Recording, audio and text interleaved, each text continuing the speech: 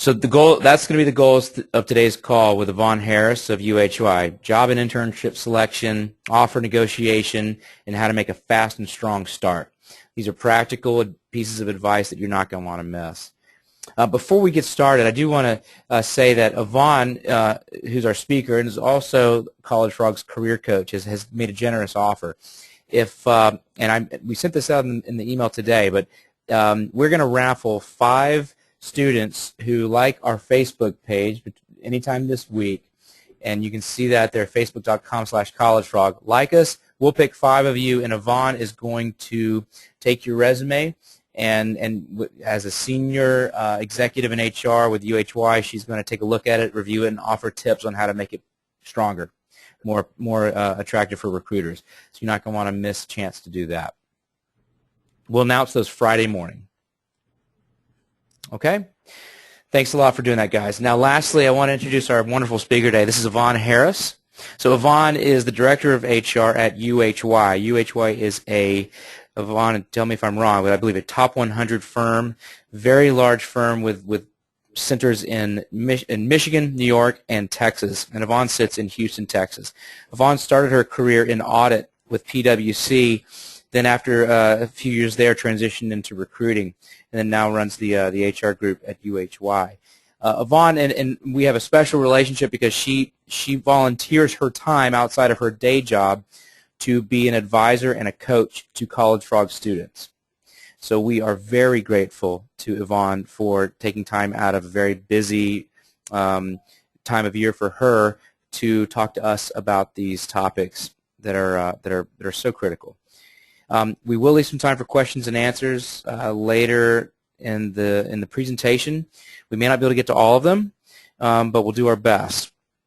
And so that being said, Yvonne, the floor is yours, and I just want to say thank you so much for participating today. And guys, before Yvonne starts, we're doing a couple polls here in a minute. When Yvonne speaks about a poll, I'm going to fire up a poll a question and answer thing that'll show up on your screen, and you can make selections. So you'll know what I'm talking about when we get there. But Yvonne, thank you so much, and take it away. Thank you. Thanks everyone for joining the Career Coach presentation powered by UHY. We are so excited to be the Career Coach sponsor for CollegeFrog. We love CollegeFrog. We love the student community, and the concept behind this is truly just to offer those of you at varying stages in the career search process, offer you some tips and some advice that you just may not normally hear. Hopefully it's a way for me to pay back with some tips that I wish I would have known going through the job search, career search process that no one ever told me. So for those of you that have been on these calls before, welcome back. The fact that you're a repeat means that hopefully you got something great out of the first 2 webinars that we've had. As Jeff talked about, we're going to continue to have a discussion regarding accepting the job offers and the negotiation process, and we're also going to transition a little bit into making a strong start with the company and remembering that the recruitment process doesn't end when you walk into the door on the first day. And then we're going to round out that discussion later on this month. We'll get some more information about CollegeFrog, where we'll really take the deeper dive in to what we'll call, acing the internship or making that positive impact in the first 90 days for those of you that are taking full-time opportunities. So with that, there's just a lot to look forward to. And let me just go through a few slides. If there's a delay, don't get frustrated. I think sometimes the presentation's just slow. A lot of the information on here Jeff talked about in his overview. We're going to just real quickly define the purpose of the presentation, go through ground rules for this webinar. We're going to talk about the job or the internship selection, and we're going to do a poll to see where everyone is in the offer process. I'll have a few talking points about offer negotiation. We'll talk about getting revved up for the start date, and then what to expect during your first week, so your first week on your internship or your full-time job. So the purpose of this presentation or this webinar is to position you, members of the CollegeFrog community, to make sound decisions of offer acceptance. And once the offer is accepted, prepare for starting the job or the internship. It's a very simple purpose. Your ground rules are to use your Q&A to ask questions, and there are no silly questions.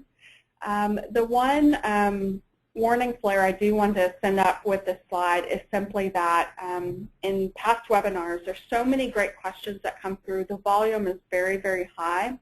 We may not get to every question, and we may not get to every question during the call time period, but just know that Jeff and I stay on a few minutes after the call, and we'll continue to answer a few more questions, maybe for about another 5 to 10 minutes.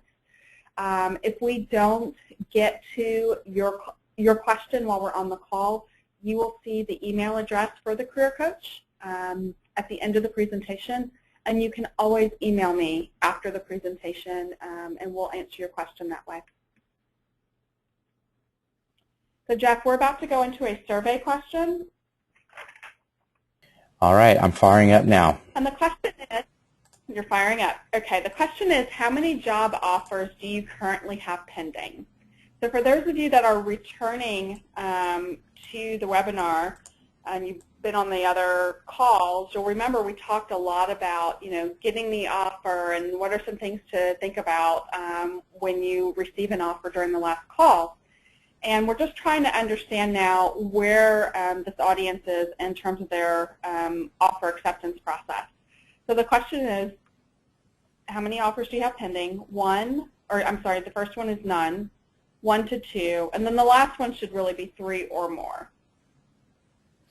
All right, Yvonne, and I'm going to close it up and actually show everybody the results.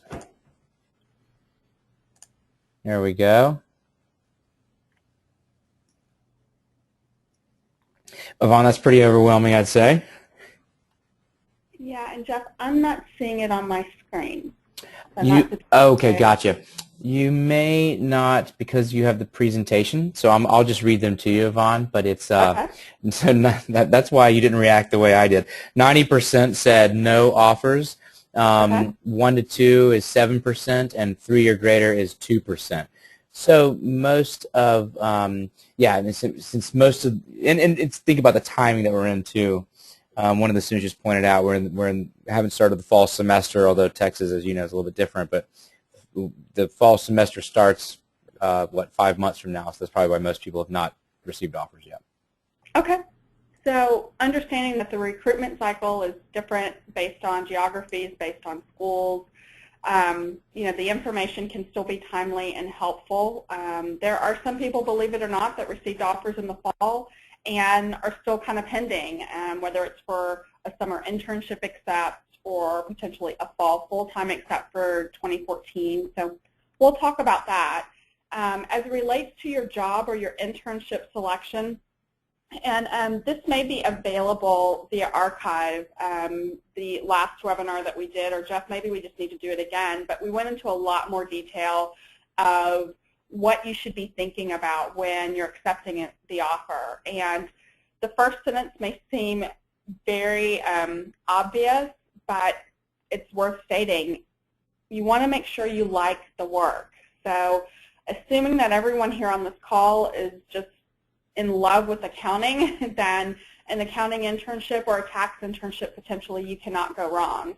But the job search is a journey, and maybe throughout this process, throughout this journey, you've discovered that you're not really sure that you're passionate about this chosen field or your chosen degree, and now is the time to raise your hand. And while it may set you back a little bit, Jeff, I think you'll agree, a small setback at this stage in the process is a lot better than pursuing a career or position that you don't like and sticking with it for much longer. For the internship process, making sure that you like the location, and I'll break this down in a couple of ways. For those of you that have gone away to school and maybe you're looking at the Big Four, some of the larger firms, and you're thinking about going back home, and that's where you want to maybe start your career after college, you should be looking at internships potentially in your hometown or your home city. The advantage to that is you're not only getting to know the firm, you're getting to know the office, you're getting to know the people that you will be working with, and that may help you, for those of you transitioning from internship to full-time, may help you in the long run make a more clear decision about your full-time acceptance. For those of you that go to school right in your hometown or very close to your hometown and you're not really dealing with a geographic move after graduation, especially in the big cities, you're just considering, do you like the location? You know, how much time or how much value do you put on your time? Is it worth it for you to commute over an hour to work? And as you're going through the selection process, if that's really important to you, hey, you've just narrowed down your selection by maybe choosing firms with offices that are closer to where you work, where you live. Okay, the money is important, and I just stated that very plainly. If you are not happy with an offer because of the compensation, and maybe you have other offers that you're more comfortable with the compensation, that should be something that you factor in. And as we talk about negotiation, that's potentially something that you would want to revisit with the recruiter. So for example, if you get an offer at a firm that you like many of the other aspects, but they just came in really low on the dollar amount, maybe you want to talk through the recruiter. I encourage you to talk through it with the recruiter and say, I have another offer, and it's for this amount, but here are the things I like about your firm. Can you match this offer? And it's one of those where you don't know until you ask. And part of the growth and the learning in this process is having difficult discussions. But if it's something that's important to you, you have to go to bat for yourself like no one else can. And I think that's one of the biggest learnings in this process of job selection, is really being able to articulate what it is that you want in your offer package. Do you like the firm's culture? So for those of you that said you had multiple offers, you know, maybe all things are pretty even, and maybe the dollars, maybe the benefits, work hours, location, but you'll always notice a difference with the people. And you want to make that decision where you're accepting the job offer, where you feel most at home, where you feel like you can go and work with and for that team for 40-plus hours a week. And that's really important, and don't lose sight of that. And many of you on this call will receive multiple offers, although it seems like some of you are just in the start of the process, and you may get to a point where you're simply not sure which offer to accept. And the coaching and the counseling there is to define what's missing. So whether you have to do a spreadsheet or a chart, create some type of visual aid, or just kind of think through it, who's closest to the pen in terms of the offer that you would want to accept? What are your number 2 and 3 choices? Are they distant? Are they close? And then define, well, what makes your number 1 the resounding number 1? Is there something still missing there? Is it maybe a benefits package that's offered a little bit differently? Maybe to point number 3 on the slide, it's come in slightly lower than some of the others as it relates to comp. Maybe you're not clear on potential, and this is more for full-time, salary and bonus potential, and you need more understanding there. But you have to engage your recruiters to get answers to your questions. I would not want anyone in the CollegeFrog community to walk away from what could have potentially been a very good offer at the firm that was really your first choice, but maybe they came in a little lower compensation-wise, but you never went back to the table and asked the question. Okay? We're going to go on to another survey question, Jeff. And it says, for those with offers pending, have you accepted one of the offers but not declined the others? So it seems like this is a small population during this cycle, but for those of you with offers pending, have you accepted but not declined the others? So I think what you're looking for, Yvonne, is for people who have left a door open at another offer. Is that what you're Yeah, shooting? that's what we're going to That's what we're going to get into right now. So for those of you that are so fortunate that you get multiple offers. Consider one but none other. Got it. Yeah, how do you make sure you're not burning bridges throughout this process? Very important topic, by the way. So we just about captured everybody. I'm going to go ahead and close out the poll here, and Yvonne, I'll give you the results. But 61% answered no to your question, meaning okay. They did not do what you asked. 12% said yes, they have accepted but not declined the other. So a small audience that have done that, but 60% say no. I'm going to go ahead and bring it back to your slides now. Okay, so while not the most comfortable part of this process in terms of, just letting a company that's invested a lot of time in you know that you're not going to join them, this is an area, and I'm speaking to you from an HR recruitment perspective, where a candidate can really set himself or herself apart based on how they handle the situation. So just fading away and not responding to phone calls and not responding to other correspondence, maybe emails, is just simply not the best way to decline an offer. I mean, clearly the recruiter will get the message if you're not calling back, if you're not staying engaged, that maybe you've moved on. But the point here is that now you're building your brand, and you need to just be cognizant of the impressions that you leave with everyone in your business network, whether you're joining that company or not. The firm that you decline now may actually be a firm that would come to you 2, 3, 5, 7 years from now with an amazing opportunity. And they will remember you. They will remember the grace in which you handled the decline of the offer, and you will be someone that they would want to come back to. And maybe at that point, that's the firm and that's the opportunity that you want to accept with. So again, important points here. Remember that the recruiters, the client service professionals, the partners have invested a lot of time. Do not email an offer decline, or don't use that as your primary means of communication. Pick up the phone and call. May not be the most comfortable conversation, but again, I think it pays a lot of dividends going forward. And obviously you're going to get asked the question, why are you declining the offer? And be prepared with the talking points, whether it became a compensation issue, whether it was a location issue, whether it was a culture issue, whether it was a benefits issue. Just be very frank and honest. And the recruiter will be glad that you gave the feedback. Will probably engage you in a discussion, but it won't become a high-pressure situation. Most trained recruiters are trained not to do that. At that point, they're just trying to gauge information from you or get information from you. And again, if you pay them that time and give them that courtesy, you will become a part of their business network. So don't burn bridges here. Okay, we have had people accept offers and then have to unaccept them. Some of you on the call maybe accepted a job offer, if not through this current process, but maybe a previous process, and you had to go back and decline. I'll just state quite honestly, it's not the end of the world. It's definitely an uncomfortable situation, but there are ways to handle it more gracefully. And the same with declining an offer.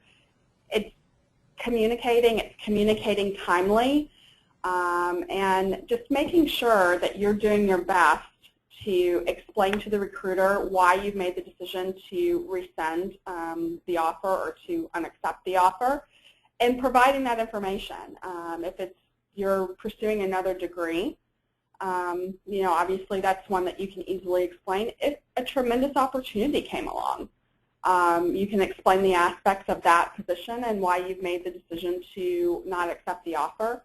I think the key here, I know the key here is really just the timeliness. Because it's such an uncomfortable topic, recruits can sometimes postpone and want to call maybe the day before they were supposed to start or the Friday before the Monday. And that's not the best way to handle the situation. It's definitely a very, very time-sensitive issue that you want to communicate to your company that you accepted with. Hey, Yvonne. I know we typically wait till the end, but there was a question that was just hitting on this topic that I really thought it would be a good chance just to ask right now. Yeah, go for it. And one of the students on the call had accepted an offer in September for a summer internship, but then was offered an internship with what this person perceived to be as a better opportunity. So she revoked her acceptance from the first firm, okay? But that day received a welcome gift from the firm that she turned down. So a pretty awkward situation. This person says they feel horrible about it. And the question is, what should they do with the gift? Should they send it back? What would be the appropriate thing to do? And I'm asking this question assuming that hopefully they kind of follow some of your other ground rules of being timely in turning this offer down and providing feedback on why they turned it down and being direct. But all those things aside, what is your opinion on how she should handle the gift that she was sent? Well, clearly there was like a transit issue. I think the gift was probably shipped before it was received. I'm glad she's thinking through that part of it. If there is an opportunity to reach back out to the recruiter, explain why it was declined, and then simply say, I received this great gift from your company. There must have been a timing issue. Would you like for me to send it back? Honestly, as a recruiter, I would not want the gift back. I think it's still just, something great I would want the student to have. I wouldn't hold a grudge against a student that reached out to me and said, I'm no longer joining your firm. And again, I'm planting seeds for the future. Maybe this is a candidate that I'll cross paths with in a few years. But the gift can be a great starting point for a conversation to the recruiter about why the offer was rescinded. Thank you very much. I'm sure that helps the student, and that's perfect. Okay, so for those of you that, again, have been on calls before, you have some pending offers, you've accepted offers, and maybe now you're getting revved up to start potentially a late spring internship or a summer internship. Just some important points here. After you accept an offer, you want to stay connected with that company.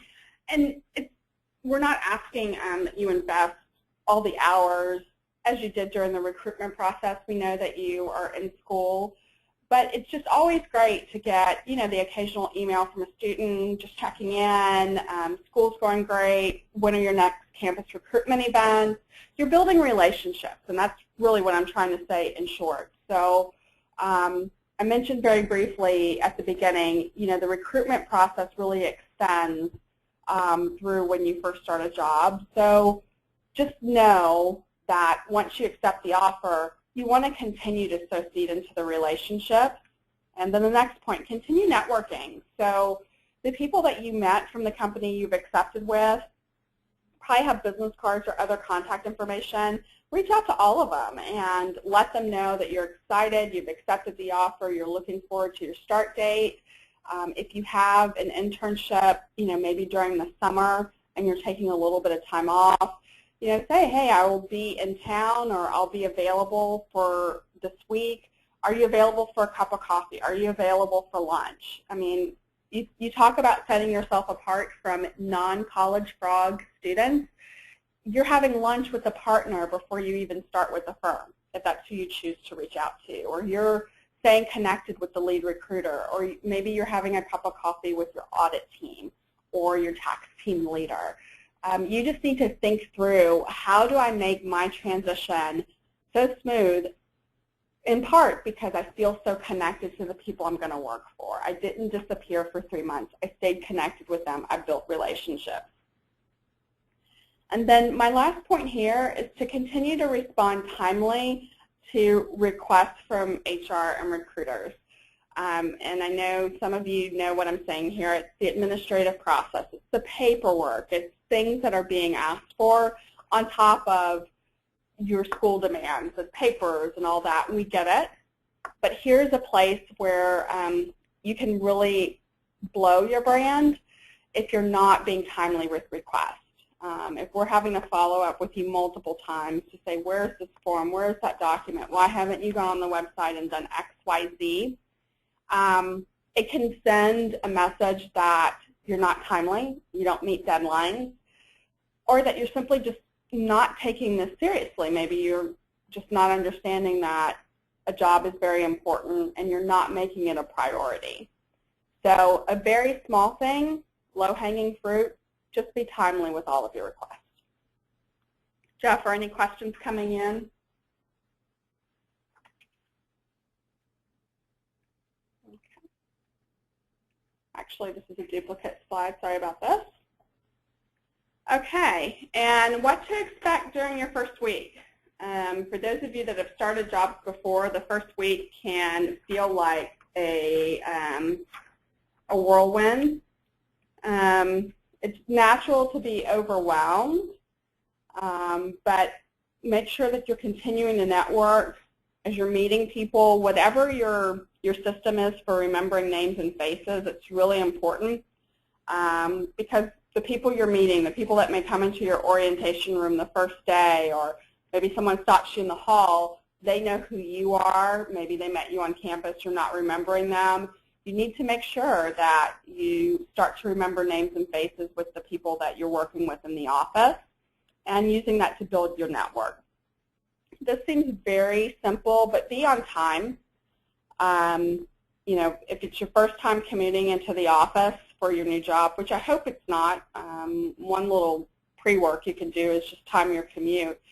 But you just don't want to be late for your first day or your first week, or actually any time. But on your first day, it just really stands out if you're not on time. You want to be proactive. So again, if you are asked by your company, asked by your firm to bring things on your first day, maybe they've given you a checklist, don't show up empty-handed. If you have questions or concerns and you need clarification, you need to ask those questions before the first day. Again, positive first impression, come prepared. Throughout orientation, throughout your training, I'm sure you hear this on campus all the time from your recruiters, from your professors, from the Career Center, ask questions. My one disclaimer is to ask questions when you really need the knowledge, not just to ask questions to impress. So when someone says, is it ever a bad thing to ask too many questions? The answer to that question is really the intent. Are you simply asking questions just because you want to be on record as having asked questions? Or are you really trying to learn and gauge knowledge? And there's a difference there, and only you know the answer to that. For those of you that are going to be starting internships or looking for internships, just remember the internship is really an elongated interview. So it's a slightly different talking point than those of you that are accepting full-time positions. But for those 10 or 12 weeks, don't let your guard down. It's still a recruitment process because at most firms, the offer decision will be made on or before your last day. Many firms actually communicate it to you on your last day. So don't get so comfortable as to not remember perspective and context, and understand that you are still interviewing and applying for a full-time job at that company. And Jeff, that's all in terms of content. I was going to talk for a few moments about what we have coming down the pike later this month. Did you want to run through some more questions? It looks like we're doing okay on time. Yeah. Why don't you talk about what we're going to have coming down the pike, and then I'll kind of organize the questions real quick. Okay, no problem. So in conclusion, on behalf of UHY and our recruiting team here, we congratulate you, number one, for being a member of the CollegeFrog community, for taking the time to be on this call. It definitely tells us that you've made your career and your job search a priority. We know each and every one of you will go on to do great things. Remember, your job search is a journey, and enjoy it. It's not going to be perfect. You're going to make mistakes. But it's how quickly you learn from your mistakes and recover that's going to make you stand out and shine. We are going to have a webinar later on this month. It's going to be that last week of February. Jeff is working to solidify a date, but that's where we're really going to go more into the deep dive about acing the internship. And then followed by that, for those of you that are going into full-time opportunities, we're going to talk more through the concepts of making a positive impression within your first few months at your chosen company. So for those of you that are at that point in the process, there'll be great timely information. Acing the internship will be great for those of you that are starting maybe February internships. So even if you know someone that's not on this call but maybe has a February internship that they're starting for 10 or 12 weeks, please encourage him or her to get on the call because it'll be great information from our recruiting team here at UHY, and it's based on actual feedback, actual interaction with interns that have come through our company, and we're going to tell you from our perspective, why this person got an offer, what that made that person stand out versus someone who maybe didn't do so well in the process. So you see that the email is coach@collegefrog.com. So again, if your question's not answered today, or if you have a question that comes up tomorrow after you have a chance to process the content, please feel free to email, and we will respond to you within 48 hours.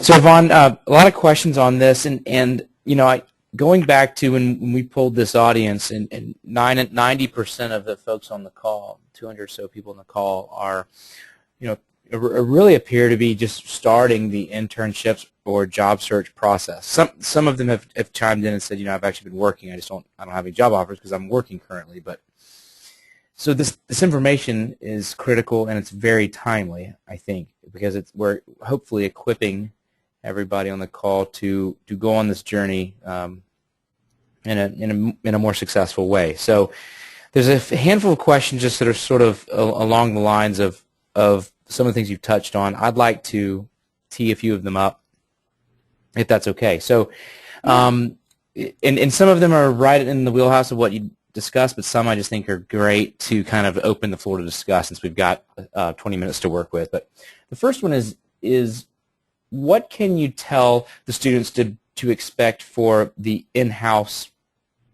interview?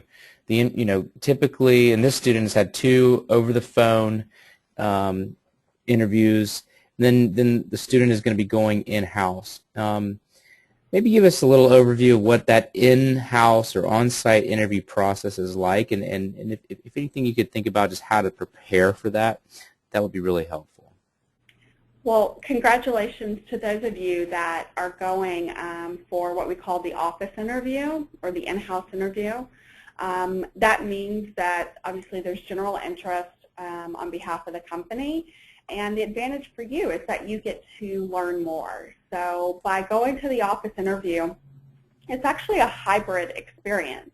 It's one where obviously you want to continue to sell yourself, your experience, your interest in the firm and the industry, but it's definitely an opportunity for you to learn more as well. And companies are usually putting their best foot forward to sell you on why you should choose that firm.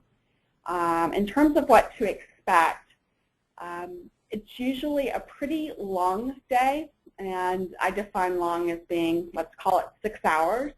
That may even begin with a breakfast with a few people deemed to be your peer group.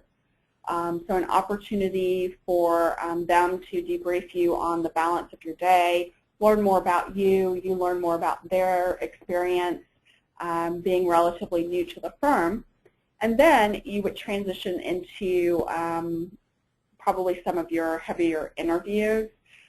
Jeff, I would imagine maybe 3 to 4 interviews with everyone partner level, probably down to the manager level. So, really focused on the hiring manager levels within a firm. And again, it would be the conversation of you selling yourself, and those that are interviewing you will also be working to sell the firm as well. It usually culminates with a lunch, And again, that may be a lunch of peers, or it could be a lunch of maybe supervisory positions, so maybe like senior associates, managers taking you to lunch. Again, it's really your opportunity to meet a whole bunch of people that are going, that work at that firm, and they're also wanting to make sure a lot of their people are getting to meet you. Some firms go as far as to have panel discussions, other ways to share information with you. But what's important is no matter how long the day, stay engaged. Again, ask questions as appropriate, not just to ask questions, but you really want to seem interested. A firm will tell if you were engaged and interested in the process, or if somewhere you just mentally checked out. So if you're not sure, and this is the last point I'll say, if you're not sure that you're really interested in the firm, or you're not, going for an office visit may not be your best move, because if you're not engaged, if you're not fully present in the process, it'll reflect poorly on you. Like you said earlier, Yvonne, the way you conduct yourself, and even at this early stage in the process, defines the brand of your own brand. Correct. And people don't forget that. They don't. That's a great point. I've always found those are exhausting days for the recruits and for the interviewers. And as a former recruiter, the students who could keep a good attitude, who were light, even if you were exhausted, and could kind of just keep their head in the game, whether it takes caffeine or making sure you're well fed throughout the day, whatever it takes. Stay up, stay positive, have a great attitude, be grateful to be there, be very polite. That's going to go a long way. And unless you're explicitly told not to, always wear business attire. What do you define that as? A suit. A suit and tie, or if you're a guy. Okay. Got it. Okay. We're going to switch to a topic that you mentioned earlier, money. When is the appropriate time to ask about salary when you're interviewing for internships if they don't tell you up front? And maybe you could expand on this by just talking about how can candidates approach this subject and when the right time is to approach it. Well, as a candidate and as a member of the CollegeFrog community, I expect that you're doing a little bit of research on the front end, that you understand your profession, the geographical maybe differentiation, and you're doing a little bit of research as to what the salary band or compensation band may be for your position, because you just want to have a little bit of knowledge going into the process. The other thing that you can do, so in the interview process, most appropriate point to talk salary. That's a tough one.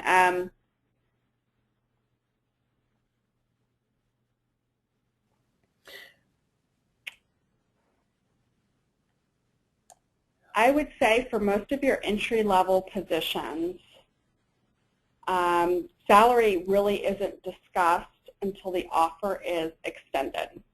Okay, and I know that may seem counterintuitive for some, but for an internship potentially, there may not be a whole lot of flexibility in terms of what the offer is going to be. It could just be a standard offer depending on the firm. So it's not really something that's discussed much. For those of you accepting full-time opportunities, you may actually get a question from a recruiter about salary expectations. For those of you that are currently working full or part-time and transitioning into the field of accounting for a full-time basis, they may even pose the question in terms of what are you currently making? And that can then be the launch pad for a discussion. I don't think the traditional, wisdom that says, hey, the first person who talks money loses. I think the person who's most informed about the position and what the position pays in a given geography is the one that wins.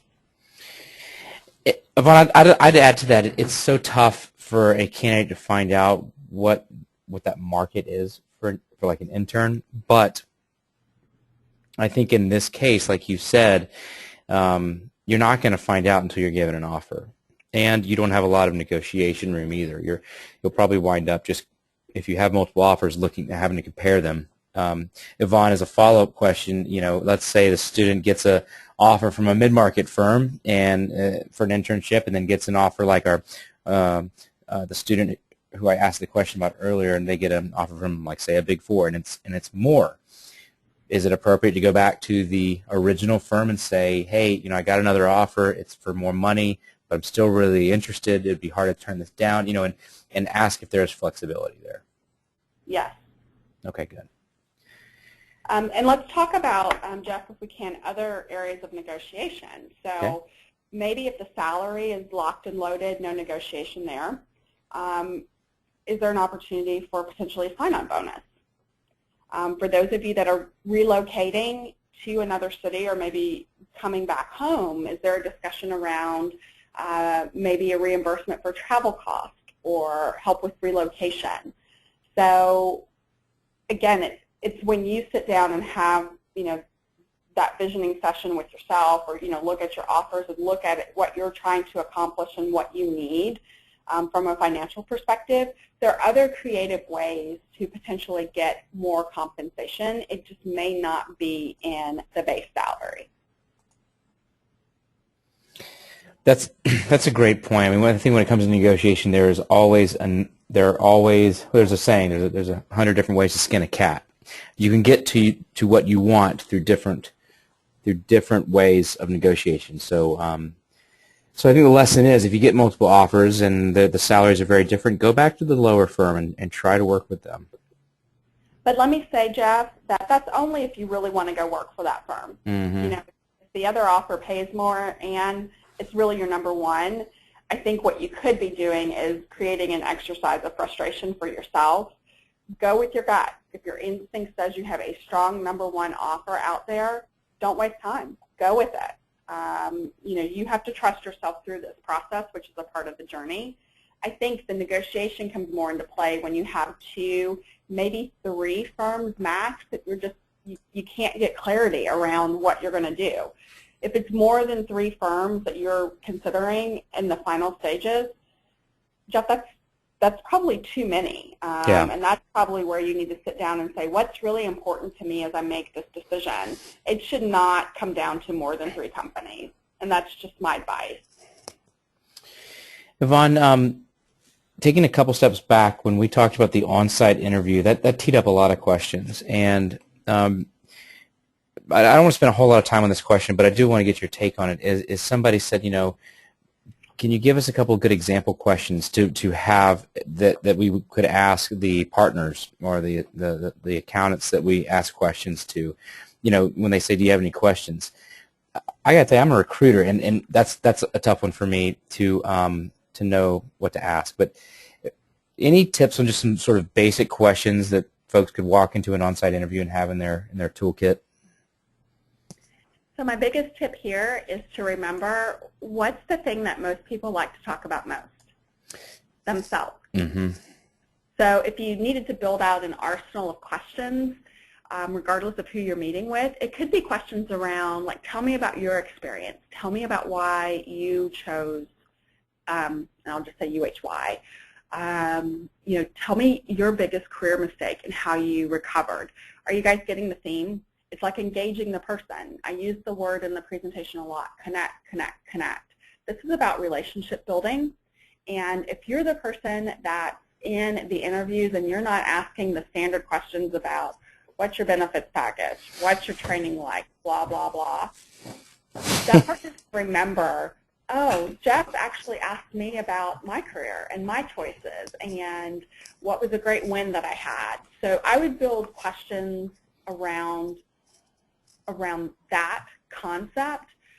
Another tip I would give is stay current. If you've narrowed it down to 3 firms that you're really going after, there are business journals in every city. A lot of firms are written up weekly with, some type of promotion, something going on in that company. What better way to impress than to show that you're actually taking the time to stay current on something that happened at that firm? And maybe formulating questions around, oh, so I heard about XYZ. What was, here's what the article said, what was your perspective, or somehow engaging them. And again, it just looks like it shows your interest in the company, and especially at that partner level, that senior manager level, they will be impressed by that. Yvonne, I will just agree completely with you, and we talked to Deloitte yesterday about making an impact when you started at any firm, and we weren't talking about accounting skills. We were talking about relationship skills, getting to know people, and that starts in the interview when you walk into the office. That's a wonderful opportunity. So great answer. What about candidates who have kind of non-traditional paths? And we've got quite a few questions on this today. One of our candidates says, I passed the CPA exam in 2013. Okay, but my bachelor's degree is in psychology. It's like 6 years ago.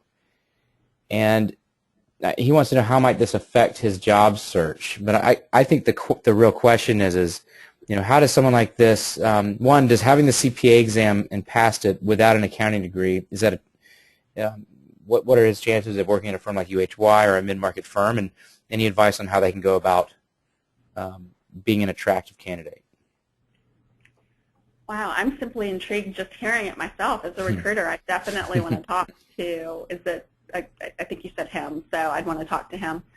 I think, so very point blank, your objective on your resume should clearly state why you're looking for a career in accounting now. And I think that could be the launch pad for discussion. Recruiters will definitely probe that, but having the CPA, I mean, that's an amazing accomplishment. I think even more so that you don't have an accounting background. I think a recruiter is just going to try to connect the dots and just understand how you went from A to B, and then understand your genuine interest at where you are today. You obviously become a CPA, you obviously have interest in accounting. What, in your mind, does your career path look like, and is that something that the firm can support? So I think it's great. I think it's just having the talking points to really sell your journey is what's going to make the difference. But I'm impressed. Does that go for candidates who graduated many years ago but didn't get work experience in accounting? So people I've seen this question 4 or 5 times. I graduated years ago, and I have been working in accounting, and now I want to break in. I've either passed the CPA exam or I've got an accounting degree. They're not going to fall into the traditional on-campus recruiting process, and so I guess part of it is they've got to get in front of someone like you, and then do a good job of selling themselves and their unique kind of unique value and their unique perspective, and make the best pitch they can to get a chance. Any additional thoughts on that? I want everyone on this call to note that in most markets, there's a need for accountants. So recruiters are actually looking at candidates that may not fit into that traditional mold. So sell your strengths. I wouldn't spend a whole lot of time projecting energy into what you deem to be a perceived weakness or what a recruiter could say as a negative. Most of the recruiters that you will meet throughout this process are looking for candidates just like you. They just are going to ask questions. They want to understand. They're going to be your advocates to the client service professionals in terms of selling you as a future asset to the firm. But to all the points that we're making on the call, you need to have your talking points, your thoughts, and everything collected so that you're coming across as confident and clear in the process. Your story may be different from the last 80 people I've talked to, but I may like your story. Don't sell it short. Just tell me where you've come from, tell me where you want to go, and allow me as a recruiter to make an informed decision as to whether or not we can find something for you at my firm. It's a great point. There is a market for accountants. Yeah. Look, last year there were 43,000 graduates who graduated with accounting degrees, and there were 43,000 jobs in public accounting for those graduates. I can't tell you what cities they were all in, but the supply met the demand, and you are the supply. So that's a great point. Okay, so Yvonne, I've got one last question, and then what we'll do is when we wrap this up, Yvonne, I'll assign, there's about 3 other questions I'm going to assign to you, and you can write the answers, and I'll take the other 3. Okay. But this one is kind of near and dear to my heart. This candidate says, I go to a private school near Los Angeles. It's a small school, and we have some recruiters, but not many. Okay, they clearly have an accounting program, but they don't get a lot of recruiters. How can I continue to get myself out there to recruiters compared to students at more known big schools? And by the way, I'm going to take a second to plug this. This is exactly why we started CollegeFrog. But Yvonne, beyond the sort of shameless plug of what CollegeFrog is, this is a serious question. This is literally why we started this company. But I want students like this person to know how to get in front of people like you in a tasteful way that gives them a chance when they know that you and your recruiters are actively visiting those core campuses that you already go to. They're outside of the process. How do they get into that process with you? Okay, so even for those of you that are at schools with active placement centers, my advice is that you're not always just relying completely on them. This is advice for anyone. You need to get in front of the recruiters. So for this particular question, you don't have a lot of recruiters coming to your campus, then you go to the recruiters. You target the location that you want to be in, and you email the recruiter. My team receives a number of resumes from schools that are outside of those that we visit routinely. But it's amazing how the students or the candidates come through very clearly. I'm based here. You do not recruit at my school, but I'm very interested. And normally there's a hook in the letter, and oftentimes that hook is, I am going to be in Los Angeles, I'm going to be in San Francisco the week of XYZ. Is there any way that you can accommodate me for a visit?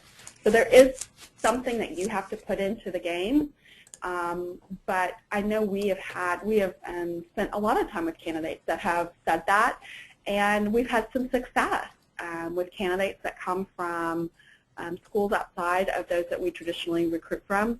But it is a lot more work for those of you that find yourself in that situation. But don't think that as recruiters we're getting these resumes and we're just saying, oh, I haven't heard of this school, I'm not going to follow up. A lot of recruiters will say, my gosh, that took a lot of initiative, and hey, I'd like to learn more about the school and more about the student, and the student's going to be in town. Yeah, let me spend time with that candidate. That approach, and if I could just put in my plug, Jeff, also works very well with the middle market firms. So if you're looking at those of you that are making the decision between Big Four and middle or smaller firms, there's a propensity for that type of off-cycle, outside core school recruitment that happens probably more so in the middle market and smaller firms than maybe some of the larger firms. It's a great answer, and it's a real problem. There are, there's a school here in Pensacola, University of West Florida, and the group of accounting students at this school got 6th in the country on the CPA exam last year. But we don't, and my 2 partners went to this school, and they don't get a lot of recruiters that come here. When I work with 600 accounting firms, and when I tell them about UWF, they're like, oh, maybe we should start going there. But our point is that we want to help students. We want students to know that they're like going back to earlier, there's 100 different ways to skin a cat. Maybe the recruiters don't go to your campus, but there's CollegeFrog, there's LinkedIn. I found my job at Monster.com 10 years ago. I picked up the phone and called Monster.com, and I found the guy that was hiring for my position, and I asked him for an interview. And I nailed it. So we had a great, so it worked out great. Right. Yvonne, let's end the call, and if you don't mind staying on, we'll answer the small handful of the rest of the questions, and I will assign a handful to you. But before we do, I just want to say thank you. This was, I think, the most advice-filled session we've had this week, and I can tell from the responses, the questions, that this audience needs to hear this kind of information. It's important to them, and it's important to their success. So thank you for putting the time in and making this such a great presentation. So we really appreciate it. And thanks everyone in CollegeFrog, and hopefully we'll see you on future webinars. You got it. Well, hopefully we'll see you all on the webinar later this month. In fact, I got a couple ideas, Yvonne, for some of the other sessions. If you guys have a question that hasn't been answered yet, just stick around. We'll answer it over the next 4 or 5 minutes. I'm going to go ahead and end the audio part of the presentation, but we'll keep the Q&A up. Yvonne, you can go ahead and pause your screen sharing. That way, if you need to check your email or whatever, you can do that, and you're not showing it to 300 people. And okay. I hope everybody has a great day. And if you're a student, in half an hour, we're going to have one more information session. I'm sending that link now, join.me/CollegeFrog. If any of you are interested in living in South Florida, you need to meet Kaufman Rawson. Large, great place to work. We'll be firing that up in 30 minutes. Okay, everybody have a great day. Thanks, Yvonne. Great job, and we'll talk to you all soon. Bye now.